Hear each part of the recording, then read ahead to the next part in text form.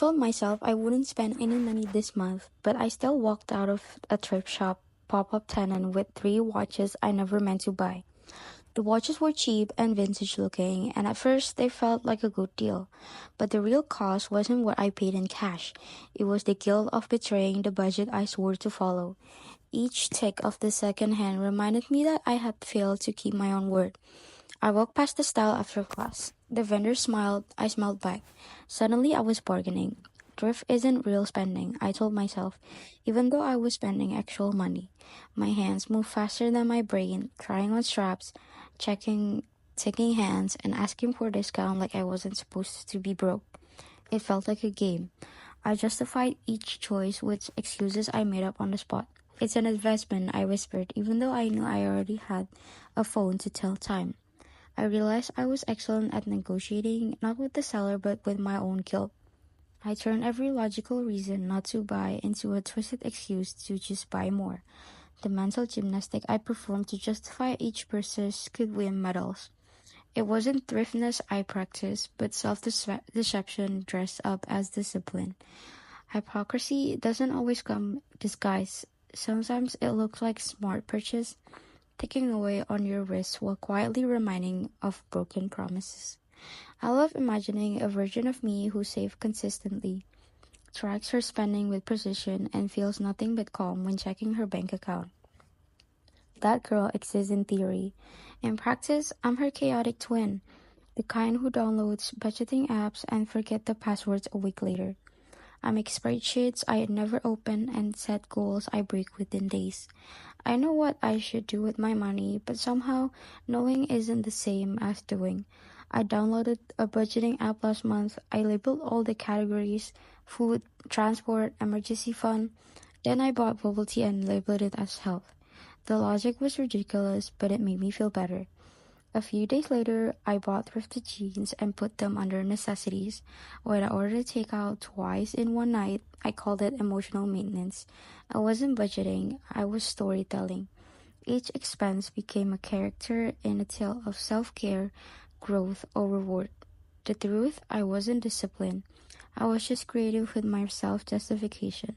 I wasn't budgeting, I was rebranding my impulses with clever names and color-coded categories. I wanted to feel in control, so I gave every guilty purchase a new identity. It looked so responsible on paper, but deep down, I knew I was playing pretend. The numbers didn't lie, even if the labels tried to. We don't lie to our words, we lie with our categories.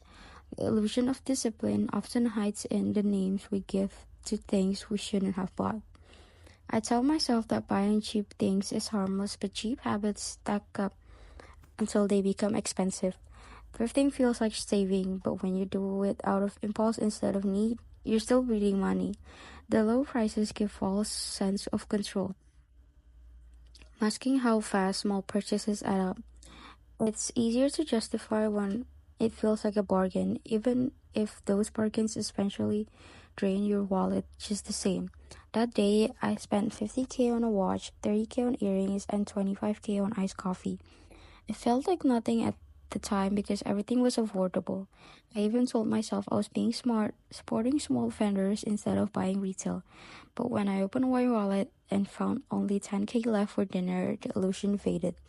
I sat on a warteg, picking the cheapest menu item, wondering I felt poor after spending so little. It wasn't about how much I spent, but how often I let small desires win over actual needs. My thrift addiction was just fast fashion in disguise. It didn't save the planet or my finances, it saved my ego by making impulsive spending feel like a moral choice. I wasn't being ethical or economical, I was just dressing up a habit and vintage charm to avoid facing the truth about my lack of self control.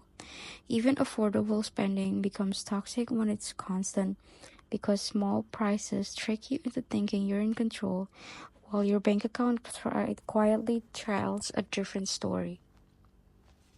I don't always shop for things, sometimes I shop to fix a feeling, hoping that a small purchase can quiet something louder inside me. When I'm tired, anxious, or numb, spending gives me a sense of control, a quick serotonin fix. It's not about the object, but the act. Swiping a card or handing over cash feel like doing something about the emotion I don't know how to name. The rush fades. Before a moment I feel less powerless. After a stressful midterm, I brought a full jacket I'll probably never wear. I needed a win, something to feel good about. The jacket wasn't even in my size. I stood in front of a mirror, convincing myself it looked oversized on purpose. In truth, I just wanted to feel the thrill of walking away with something. It felt like a reclaiming power, even if it was just a cheap piece of fabric. I carried the paper like a trophy, but it couldn't fix the exhaustion underneath. That jacket became a souvenir not of my style, but of my emotional spending spree. I realized that I was outsourcing my emotional regulation to object, and no amount of cute clothes could fill the loneliness I was trying to cover.